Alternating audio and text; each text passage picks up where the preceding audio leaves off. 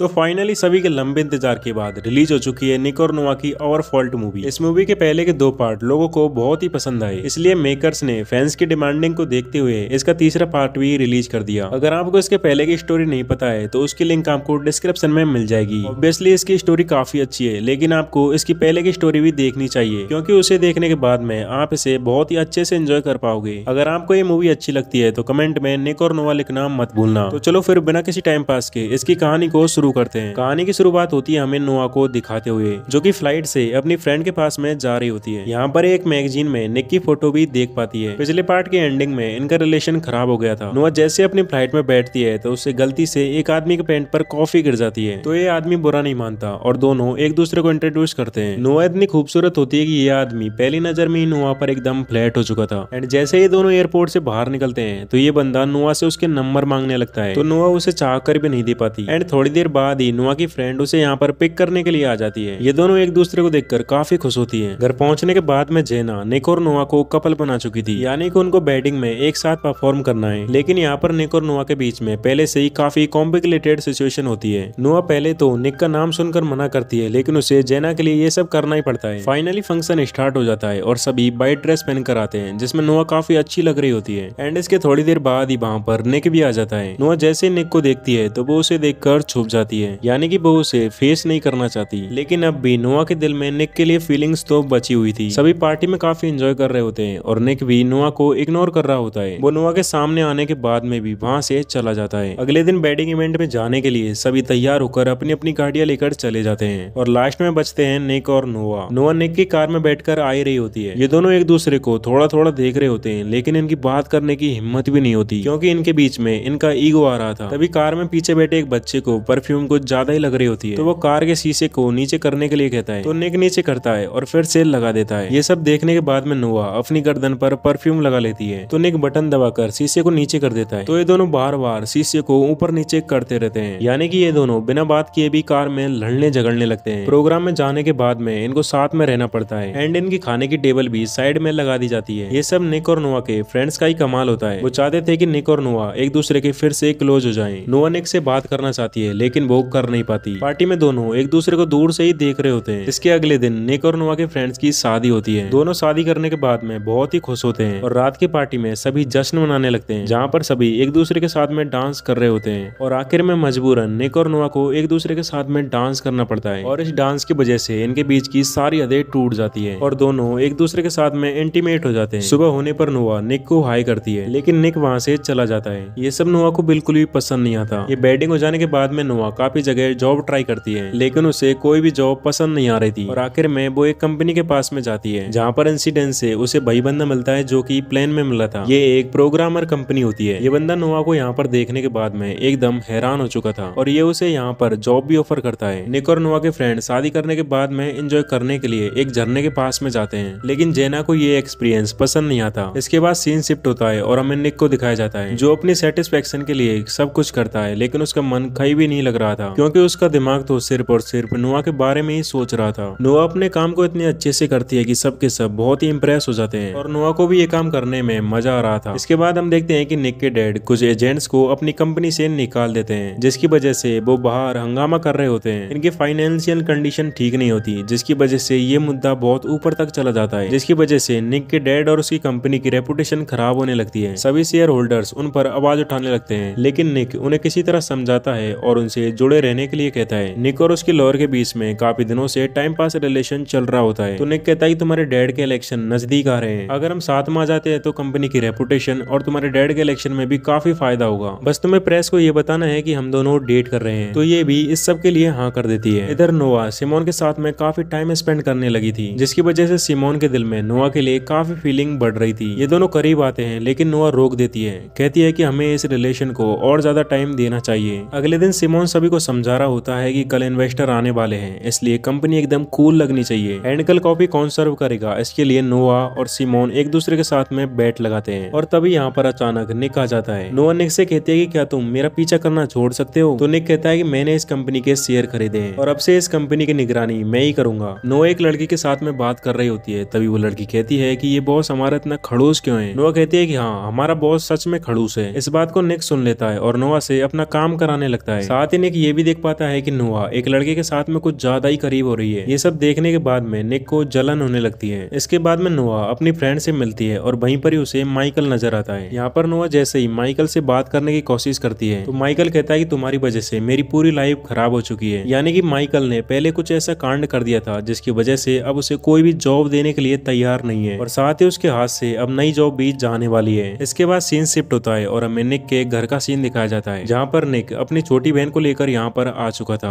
लेकिन वो अपने डैड से बात करने से डर रही थी एंड नोआ के साथ में काफी एंजॉय करती है। खाने खाते टाइम नोआ निक से ऑफिस का बदला लेने के लिए काम करवाती है। तो निक जैसे ही अगले दिन ऑफिस जाता है तो सभी से कहता है कि कोई भी यहाँ पर रोमांस नहीं करेगा। अगर किसी को रोमांस करना है या कपल है तो वो मुझे पहले ही बता दे। साथ ही निक हर जगह ऑफिस में कैमरे भी लगवा देता है। ये सब निक नोआ और सिमोन के लिए कर रहा होता है कि वो एक दूसरे के करीब ना आ पाए और फाइनली निक का ये प्लान भी काम करने लगता है। लेकिन नोआ सिमोन के साथ में रिलेशन बना लेती है। नोआ ये सब इसलिए कर रही होती है क्योंकि निक भी ऐसा कर चुका था। अब निक का टॉर्चर धीरे धीरे बढ़ने लगता है और सिमोन की जॉब खतरे में आने लगती है, जिसकी वजह से नोआ अपना रिजाइन लेटर देकर यहाँ से जाने का डिसाइड करती है। निक अपनी छोटी बहन मैगी को छोड़ने के लिए जाता है जहाँ पर उसे उसकी मॉम मिलती है और वो कहती है कि मुझे पता है कि तुम मुझसे नफरत करते हो, लेकिन मेरे पास में अब टाइम कम है, मुझे ब्लड कैंसर है और अब तुम्हें ही मैगी का ख्याल रखना है। ये सब सुनने के बाद में निक को बहुत ही दुख होता है। इसके बाद निक और नोआ मैगी को घर लेकर आ जाते हैं और मैगी को सुलाने के बाद में जैसे ही नोआ यहाँ से जा रही होती है तो निक नोआ से रिक्वेस्ट करने लगता है कि वो उसके साथ में रहे। तो नोआ को ना चाहकर भी उसके साथ में रहना पड़ता है, जहाँ पर ये दोनों अपनी सारी हदें तोड़ देते हैं। इस रात भूकंप और तूफान का सैलाब आने लगता है और इस तूफान में दोनों काफी एंजॉय करते हैं। अब जैसे ही सुबह होने पर निक अपने साइड में देखता है तो वहाँ पर नोआ नहीं होती, क्योंकि नोआ तो पहले ही अपनी कार लेकर यहाँ से जा चुकी थी। नोआ को ब्लीडिंग होने लगती है तो वो हॉस्पिटल में जाती है, जहाँ पर उसे पता चलता है कि एक्चुअल में वो प्रेग्नेंट है और वो भी 4 महीने से। ये सुनने के बाद में नोआ एकदम हैरान हो चुकी थी। तो माइकल उसे देख लेता है और चुपके से उसकी रिपोर्ट भी देख लेता है एंड वो इस बात का फायदा उठाने के लिए माइकल की लॉयर को कॉल करता है और सारी बात बताने के बाद में वो उसके ऊपर लगे केस को वापस लेने के लिए कहता है। इसके बाद में नोआ अपनी फ्रेंड के पास में जाती है और उसे सारी सिचुएशन बताती है। तो जेना कहती है कि अब से तुम मेरे ही घर में रहोगी। अगले दिन कंपनी की पार्टी होती है तो सभी वहाँ पर एंजॉय कर रहे होते हैं। निक नोआ को सिमोन के साथ में देखकर जेलिस फील कर रहा होता है और थोड़ी देर बाद ही वो उसके पास में भी चला जाता है एंड नोआ जैसे ही वहाँ से जाने लगती है तो निक कहता है कि तुम्हें पता है ना कि जब भी मैं तुम्हारे क्लोज आता हूँ तो मैं खुद को रोक नहीं पाता। तभी नोआ की हालत खराब होने लगती है तो निक उसे कार में बिठाकर घर ले जाता है, जहाँ पर नोआ कहते हैं कि अब हमारे बीच में पहले जैसा कुछ भी नहीं है और वैसे भी तुम सोफिया के साथ में फैमिली शुरू करने वाले हो। यहाँ पर नोआ निक को इनडायरेक्टली समझाने की कोशिश करती है लेकिन निक समझ नहीं पाता। ऐसे ही दिन गुजरने लगते हैं और निक की मॉम की डेथ हो जाती है। मैगी जो कि अपने डैड को एक्सेप्ट करने के लिए बिल्कुल भी तैयार नहीं थी, तो नोआ उसे समझाती है और उसे यहाँ पर रहने के लिए मना लेती है और उसी की वजह से वो अपने डैड के साथ में हंसने बोलने लगी थी। नोआ ये डिसाइड करती है कि वो यहाँ से दूर जाकर अपनी नई लाइफ स्टार्ट करेगी और फिर यहाँ पर कभी नहीं आएगी और निक को ये भी नहीं बताएगी कि उसके पेट में उसका बच्चा है। इधर सीन शिफ्ट होता है जहाँ पर निक सोफिया से कह रहा होता है कि हमारे बीच में ये रिलेशन नहीं हो सकता। सोफिया इस बात को समझती है और कहती है कि तुम्हारी जरूरत नोआ को है, क्योंकि सोफिया को पता लग चुका था कि नोआ के पेट में निक का ही बच्चा है। अब निक जैसे ही नोआ के पास में आता है तो वो यहाँ से जा रही होती है। निक नोआ को काफी समझाने की कोशिश करता है और कहता है कि मुझे तुमसे कुछ बात करनी है। नोआ किसी तरह अपने पेट को छुपाती हुई गाड़ी में बैठ जाती है, लेकिन फाइनली नोआ को सच बताना ही पड़ता है। वो कहती है कि मैं प्रेग्नेंट हूँ और अब यहाँ से जा रही हूँ। निक कहता है कि ये किसी का भी बच्चा हो लेकिन मैं इसे एक्सेप्ट करने के लिए तैयार हूँ और वैसे भी ये सिमोन का बच्चा ही होगा। इसके बाद नोआ अपनी कार लेकर यहाँ से चली जाती है। तभी निक का फ्रेंड कहता है कि अब बे घोचू वो तेरा ही बच्चा है। ये सुनने के बाद में निक बहुत ज्यादा एक्साइटेड हो चुका था और अपनी कार लेकर नोआ का पीछा करने लगता है। दोनों ही अपनी कार को बहुत ही स्पीड से भगा रहे होते हैं। निक कहता है कि नोआ प्लीज यहाँ से मत जाओ। साथ ही निक यहाँ पर अपने प्यार का इजहार भी करता है, लेकिन नोआ यहाँ पर रुकने के लिए बिल्कुल भी तैयार नहीं थी। पिछली मूवी की तरह यहाँ पर भी रेस होने लगती है। निक जो कि नोआ को ओवरटेक करने के लिए रॉन्ग साइड चला जाता है तो नोआ कहती है कि मैं इसकी नानी को खुशखबरी देने जा रही हूँ। ये सुनकर निक बहुत ही खुश होता है और दोनों मॉम डैड के घर पर आ जाते हैं। गाड़ी रोकने के बाद में जैसे ही दोनों एक दूसरे की तरफ बढ़ रहे होते हैं तो तभी एक आदमी वहाँ पर आता है और निक को गोली मारकर वहाँ से चला जाता है। ये कोई और नहीं बल्कि उनकी कंपनी का एक आदमी होता है जिसको पहले जॉब से निकाल दिया था। गोली लगने के बाद में निक जमीन पर गिर जाता है। निक की ऐसी हालत को देखकर नोआ रोने लगती है और थोड़ी देर बाद ही निक को एम्बुलेंस के जरिए हॉस्पिटल में एडमिट किया जाता है एंड जैसे निक को होश आता है तो उसके 3 महीने गुजर चुके थे और फाइनली निक 3 महीनों में कोमा से बाहर आ जाता है। सभी उसे देखकर बहुत ही खुश होते हैं एंड जैसे ही निक नोआ के पेट को देखता है तो उसका पेट एकदम प्लेन होता है, यानी कि नोआ ने एक बेबी को जन्म दिया था। अब घर आने के बाद में निक और नोआ अपने बेबी के साथ में बहुत ही खुश थे एंड जैसे ही नोआ रात को को कॉफी बनाने के लिए नीचे जाती है। तो तभी वहाँ पर निक और नोआ से बदला लेने के लिए ब्रायर आ जाती है और वो उनके बच्चे को यहाँ से ले जाने लगती है। जैसे ही इस बात का पता नोआ को चलता है तो वो ऊपर आती है और ब्रायर से कहती है कि वो उसके बच्चे को छोड़ दे,